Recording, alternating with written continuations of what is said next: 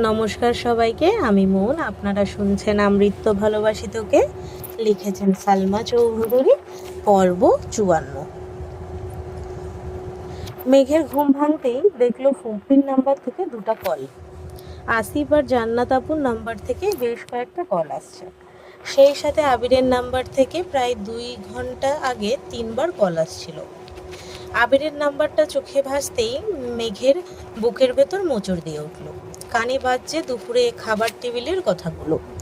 সেই সঙ্গে চোখের সামনে ভেসে উঠছে বড় আব্বুর পায়ে ধরে ফুপ্পিদের কান্নার দৃশ্য। মেঘ শুয়ে রুমের ছাদের দিকে তাকিয়ে আছে আর হাবিজাবি ভাবছে। বেশ কিছুক্ষণ পর শোয়া অবস্থায় ফুপ্পিকে কল দিল। ফুপ্পির সাথে কিছুক্ষণ কথা বলল। মনের অবস্থা ভালো না বলে বেশি কথাও বলল না। আরও ঘন্টাখানেক চুপচাপ ব্যালকানিতে দাঁড়িয়ে আকাশের পানে তাকিয়ে রইল। কি ভাবছে, কেন ভাবছে, তার সবটাই অজানা। এর মধ্যে একবার রুম থেকে বেরিয়ে ব্যালকানি পর্যন্ত এগিয়েছে, কিন্তু বাড়ির পরিবেশ বেশ নীরব।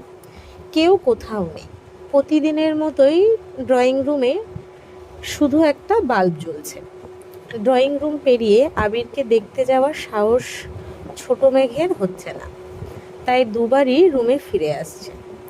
আবিরের নাম্বারে একবার কল দিয়েছিল, আবির কল রিসিভ করেনি। প্রায় ঘন্টাখানেক রুমে পায়চারি করার পর অবশেষে মেঘ বুকে সাহস নিয়ে আবিরের রুমের দিকে পা বাড়ালো। মেঘ উপরে থাকাকালীন এত বছরে আজ অবধি ভয়ে রাতের বেলা নিচে নামেনি। পানি সহ প্রয়োজনীয় সব জিনিস সন্ধ্যের আগেই রুমে নিয়ে আসে। আবিরকে দেখার জন্য মেঘ এত রাতে ভয়ে ভয়ে নিচে নামছে। রুমের দরজা ধাক্কা দিতেই মৃদু আলোতে আবিরের ঘুমন্ত দৃষ্টতা ভেসে উঠল। মেঘ ধীর গতিতে রুমে প্রবেশ করল। নিস্তব্ধ আখিতে বেশ কিছু সময় আবিরকে পরখ করল। বৈদ্যুতিক পাখার বাতাসে আবিরের চুলগুলো উঠছে। গাল ভর্তি দাড়িগুলো অনেকটাই বড় হয়ে গেছে। সেই সাথে অতিরিক্ত দুশ্চিন্তার কারণে শ্যামবর্ণের চেহারা তামাটে বর্ণ ধারণ করেছে। মেঘ অনেকক্ষণ দাঁড়িয়ে থেকে আচমকা বিছানার পাশে ধপ করে ফ্লোরে বসে পড়ল।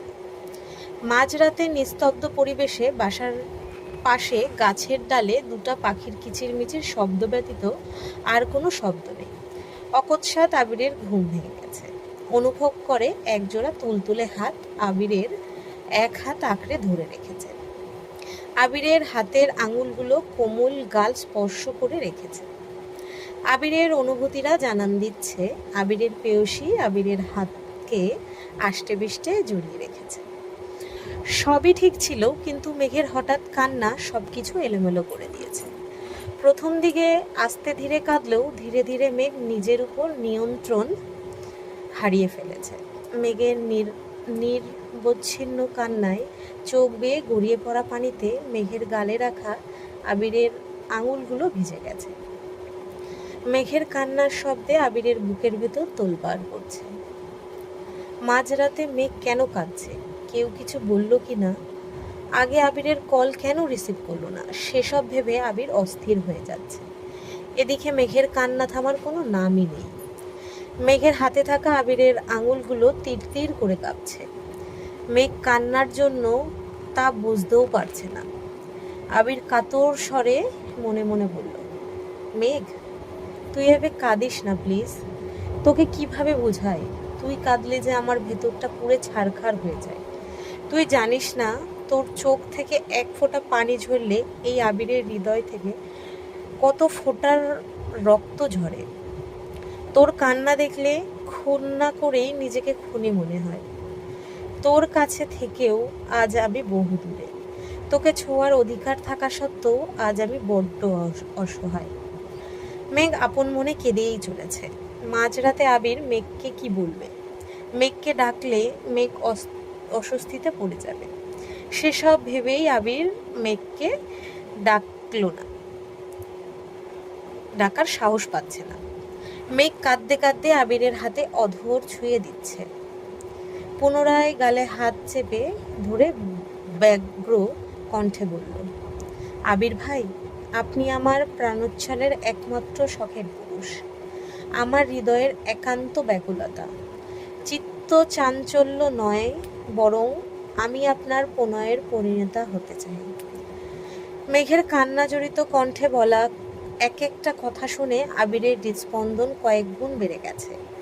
ইচ্ছে করছে সব প্রতিকূলতা উপেক্ষা করে কাদম্বিনীর দু চোখের পানি মুছে মায়াবী চোখে চোখ রেখে অনুরক্ত কণ্ঠে বলতে, মাহাদিবা খান মেঘ, আপনিও আমার অস্তিত্বে নিবদ্ধ একমাত্র শখের নারী, আমার আত্মাকে প্রশান্ত করার অনন্য পন্থা। পৃথিবীর সব নারীকে অবহেলা করতে পারলেও মাহাদিবাকে উপেক্ষা করার সাধ্যি এই আবিরের নেই। চিন্তা নেই ললনা, আপনি আমার প্রণয়ের একমাত্র পরিণীতা হবেন, শুধু সময়ের অপেক্ষা। মেঘ অতর্কিতে আবিরের হাত ছেড়ে নিস্তরজ আখিতে আবিরকে আপাদমস্তক পরখ করে। নিশার মাথা নিচু করে বেরিয়ে যাচ্ছে।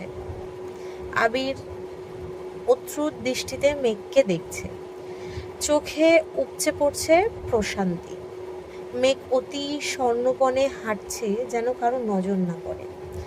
ড্রয়িং রুম পার হয়ে 2টা সিঁড়ি উঠতেই পাশ থেকে ভারী পুরুষালী কণ্ঠস্বর ভেসে আসলো, এত রাতে নিচে কি করছিস? মেঘ আটকে উঠে পাশ ফিরে তাকাতেই দেখলো ইকবাল খান সোফায় পাশে দাঁড়ানো। ভয় পেয়ে তড়িঘড়ি করে মেঘ জামার উপর দিয়ে বুকে থুতু দিল।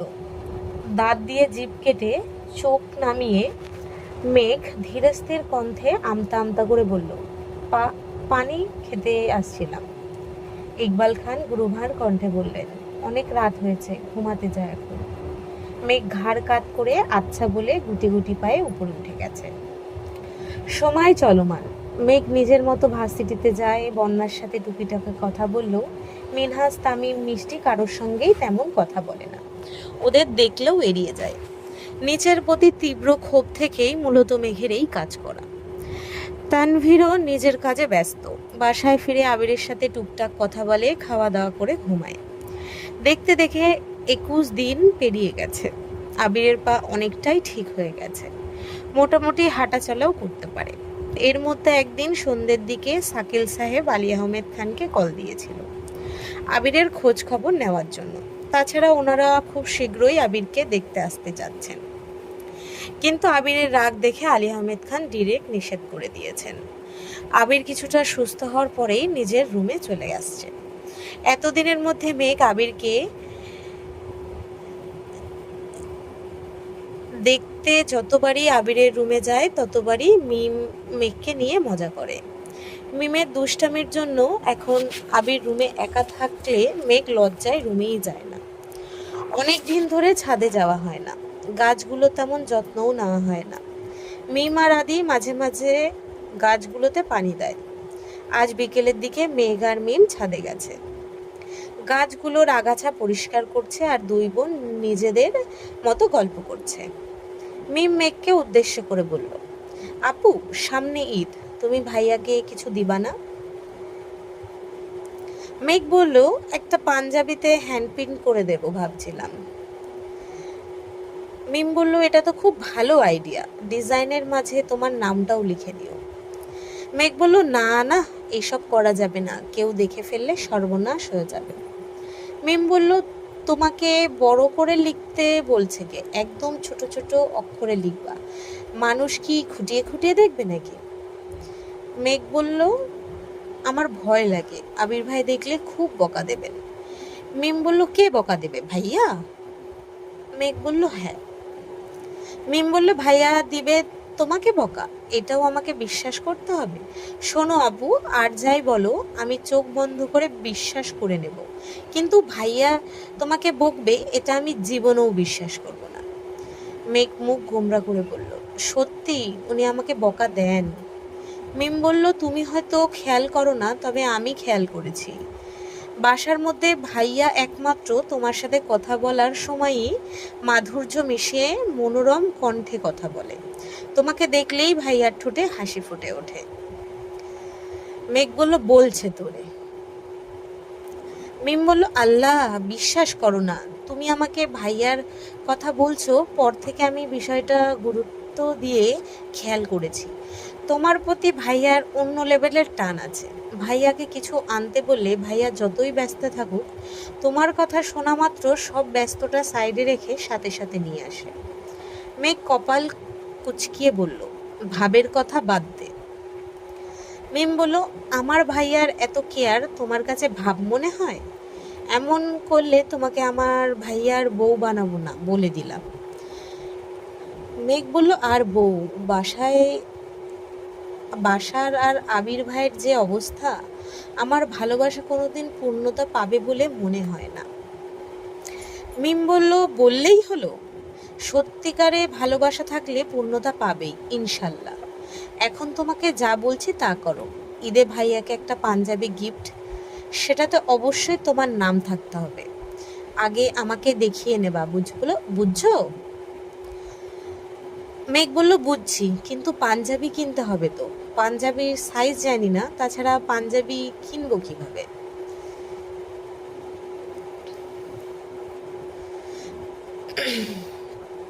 মিম বলল, ভাইয়াকে দেখেছিলাম নিচে গেছে, তুমি এখন ভাইয়ার রুমে যাও, ভাইয়ার পাঞ্জাবি থেকে সাইজটা দেখে আসো, আমি বাহিরে পাহারা দেব, ভাইয়া আসলেই তোমাকে ডাকবো, পরে আম্মুকে নিয়ে শপিংয়ে গিয়ে পাঞ্জাবি কিনে নিয়ে আসবো। মেঘ বলল, আচ্ছা চল। আবির নিচে সোফায় বসে কফি খাচ্ছে আর ল্যাপটপে কাজ করছে। ইকবাল খান পাশের সোফায় বসে আবিরের সাথে অফিসের বিভিন্ন টপিক নিয়ে কথা বলছে। মিম ব্যালকনিতে দাঁড়িয়ে আবিরের দিকে নজর রাখছে। মেঘ আবিরের রুমে ঢুকে ওয়ার্ডরোবে পাঞ্জাবি খুঁজছে। আবির কাজের ফাঁকে হঠাৎ উপরে হালকা তাকাতেই মিম থতমত খেয়ে পেছনে সরে গেছে। মিমের এমন কাণ্ডে আবির কপাল কুঁচকে সন্দেহের দৃষ্টিতে তাকালো। কিছু একটা ভেবেই আবির বসা থেকে উঠে দাঁড়ালো। ইকবাল খান স্বাভাবিক কণ্ঠে বললেন, কোথায় যাচ্ছিস? আবির বলল, আসছি একটু। ইকবাল খান বলল, তাড়াতাড়ি আসিস, কাজ শেষ করতে হবে। আবির বলল, হ্যাঁ হ্যাঁ, আসছি এক্ষুনি। আবির তড়িঘড়ি ঘুরে উপরে উঠেছে। আবিরের ভয়ে মিমান নিচে দেখতেই পারেনি। আচমকা আবিরকে ব্যালকনিতে দেখে মিম আঁতকে উঠল। গলা থেকে কোনো কথাই বের হচ্ছে না, মেঘকে ডাকতেও পারছে না। আবির বড় বড় কদম এগিয়ে এসে ভারী কণ্ঠে শুধালো, এখানে কি করছিস? মিম এপাশ ওপাশ মাথা নেড়ে বোঝালো, কিছু না। আবির ফের বলে উঠল, যা এখান থেকে। মিম বারবার পেছন ফিরে তাকাচ্ছে। আবিরের তপ্ত দৃষ্টিতে ভয়ে মেঘকে আর ডাকতে পারছে না। আবির পুনরায় বলল, কি হলো? মিম মাথা নিচু করে দৌড়ে চলে গেছে। আবির রুমের দরজা চাপিয়ে নিচে গিয়েছিল। এখন দরজা কিছুটা খোলা দেখেই অনুমান করতে পারছে রুমে কেউ আছে। আবির দরজা থেকে রুমে চোখ বুলালো। হঠাৎ আবিরের নজর স্থির হলো। মেঘ আবিরের রুমের ব্যালকনিতে দাঁড়িয়ে আছে। আবির ভুরু কুঁচকে এগিয়ে গেল সেদিকে। ব্যালকনিতে আবির আর মিমের কথোপকথন শুনেই মেঘ তাড়াতাড়ি পাঞ্জাবি লুকিয়ে কি করবে বুঝতে না পেরে বারান্দায় চলে গেছে। আবির গুরুতর কণ্ঠে শুধালো, আমার রুমে কি করছিস? মেঘ নিশ্চুপ থেকেই আবিরের পাশ কেটে চলে যেতে নিল। আবির আবারও প্রশ্ন করল, আমার রুমে কেন আসছিলি, তাও আবার পাহারাদার রেখে? মেঘ ভয়ে ঢোক গিলে ধীর কণ্ঠে বলল, এমনি আসছিলাম। মেঘ চলে যেতে নিলেই আবির মেঘের হাত চেপে ধরে। মেঘ আতঙ্কিত নয়নে তাকিয়ে বলল, ছাড়ুন, যাব। আবির বলল, রুমে কেন আসছিলি সেটা বল, তাহলে ছেড়ে দিব। মেঘ আমতা আমতা করে বলল, আপনার রুমে আসা কি নিষেধ? আবির বলল, নিষেধ কেন হবে, তোর যখন ইচ্ছে রুমে আসবি, কিন্তু পাহারাদার কেন বাইরে থাকবে? কি করতে আসছিলি বল। মেঘ বলল, চুরি করতে আসছিলাম, হয়েছে? আবির অন্যমনস্ক হয়ে বলল, আর কি চুরি করার বাকি আছে? মেঘ বলল, মানে? আবির মেঘের হাত ছেড়ে মুচকে এসে বলল, আমার রুমে কি এমন জিনিস আছে যা তোর চুরি করে নিতে হয়? তোর কি লাগবে নিয়ে যা। মেঘ মনে মনে বিড়বিড় করে বলল, সম্পূর্ণ আপনিটাকেই আমার লাগবে। কিভাবে নেব বলুন? আবির কিঞ্চিত হেসে বলল, কি হলো, কিছু খুঁজে পাচ্ছিস না? মেঘ কপাল গুটিয়ে রিনি ঝিনি হেসে আবিরের দিকে তাকিয়ে শীতল কণ্ঠে বলল, আমি যা নিতে চাই তা আপনাকে দেখিয়ে নিতে পারবো না। আবির চোখ বড় করে সম্পূর্ণ রুমে নজর বুলিয়ে উত্তেজিত কণ্ঠে বলল, তাহলে কি আমি ঘুমালে নিতে পারবি? মেঘ ছোট করে ভেঙচি কেটে বিড়বিড় করতে করতে চলে যাচ্ছে। আবির ঠোঁট কামড়ে হাসছে। মেঘ দরজা পর্যন্ত গিয়ে থমকে দাঁড়ালো। কয়েক কয়েক পা পিছিয়ে দরজার পাশে দেয়ালে তাকালো। দেয়ালে একটা হাতের ছাপ দেখে মেঘের নজর স্থির হলো। সরুনত্রে খেয়াল করলো, হঠাৎ মনে পড়ে গেল প্রায় 2-3 মাস আগে রুমে রং করার ঘটনা। ভেজা রঙে মেঘের হাতের ছাপ পড়েছিল। সেই ছাপ শুকিয়েছে বহুদিন আগে। দরজার আড়ালে ছিল বলে আজ পর্যন্ত মেঘের চোখে পড়েনি। আজ দরজাটা চাপানো ছিল বিধায় মেঘের নজর আটকেছে। মেঘ আবিরের দিকে তাকিয়ে উদ্বিগ্ন কণ্ঠে বলল, এই ডাকটাতে রং করাননি কেন? মেঘের কণ্ঠে আবির পেছন ফিরে তাকিয়েছে। মেঘের দৃষ্টি খেয়াল করে নিজেও সেদিকে তাকালো। আবির মুখের ভঙ্গি স্বাভাবিক রেখে বলল, লোকের কি খেয়ে কাজ নেই, তুই নষ্ট করবি আর তারা বারবার রং করবে? মেঘ বলল, বারবার করবে কেন? একবারই তো নষ্ট করেছি, তাও পড়ে গেছিলাম বলে। আবির উদাসীন কণ্ঠে বলল, বেরঙিন জীবনে রুমে রং করে আর কি হবে? মেঘ প্রখর নেত্রে আবিরের দিকে তাকিয়ে অকস্মাৎ বলে উঠল, আমার কাছে রং আছে, আমি এখনই নিয়ে আসছি। হাতের ছাপ মুছে সুন্দর ডিজাইন করে দেব। আবির বিরক্তি ভরা কণ্ঠে বলল, যেভাবে রুমে আসছিলি সেভাবে বেরিয়ে যা। আমার রুম যেমন আছে তেমনই থাকবে, মাত বড়ি করে নষ্ট করতে হবে না। মেঘ কণ্ঠ খাদে নামিয়ে মৃদুস্বরে বলল, বিশ্বাস করুন, নষ্ট করব না, সুন্দর লাগবে। আবির রাগান্বিত কণ্ঠে বলল, মেঘ, কথা বললে কথা শুনবি না। মেঘ বলল, শুনবো। আবির বলল, তাহলে যা এখান থেকে। আমার অনুমতি ব্যতীত আমার রুমের কোনো জিনিস যদি এদিক সেদিক হয়, সেই কাজ যেই করে থাকুক না কেন তার দায়ভার কিন্তু তোর হবে। So be careful. মেঘ মাথা নিচু করে দাঁড়িয়ে আছে। নিচ থেকে ইকবাল খান আবিরকে ডাকছেন। আবির এগিয়ে গিয়ে মেঘের মাথায় হাত বুলিয়ে অনুগ্র কণ্ঠে বলল, সারা রাত ভাবেন, আগামীকাল আমার রুমের 2টা দেয়াল আপনাকে ডিজাইন করে দিতে হবে। ডিজাইন ভালো না হলে? মেঘ বলল, না হলে কি? আবির বলল, সেটা না হয় কালকেই বোঝাবো। আবির রুম থেকে বেরিয়ে গেছে। মেঘ দেয়ালের হাতের ছাপের দিকে একবার তাকালো, আবার পাশের 2টা দেয়ালের দিকে তাকিয়ে দেখল। তারপর রুম থেকে বেরিয়ে সোজা মিমের রুমে ঢুকলো। মিম বিছানায় বসে চোখ বন্ধ করে আমাকে বাঁচাও, আমাকে বাঁচাও বলতেছে। মেঘ মিমকে আলতো চাপড় মেরে বলল, আমাকে বিপদে ফেলে নিজে বাঁচাও বাঁচাও করছিস, লজ্জা লাগে না তোর? মিম বলল, লজ্জার যেমন বয়স নাই তেমনি মায়ের খাওয়ারও বয়স নাই। ভাইয়া যেভাবে তাকাই ছিল, ভয়েই আমার গলা শুকিয়ে গেছিল। তোমাকে কিভাবে ডাকবো? কথায় আছে, জান বাঁচলে ফরজ। মেঘ রাগী ভাব নিয়ে বলল, তুই বিপদে পড়লে আমিও বলবো জান বাঁচানো ফরজ। মিম আহ্লাদি কণ্ঠে বলল, আপু সরি। মেঘ ভিঞ্চি কেটে চলে গেছে। মিম পেছন পেছন আপু আপু ডাকছে। আজকের পর্ব এ অবধি। যদি সবার ভালো লাগে লাইক কমেন্ট শেয়ার করে দিও।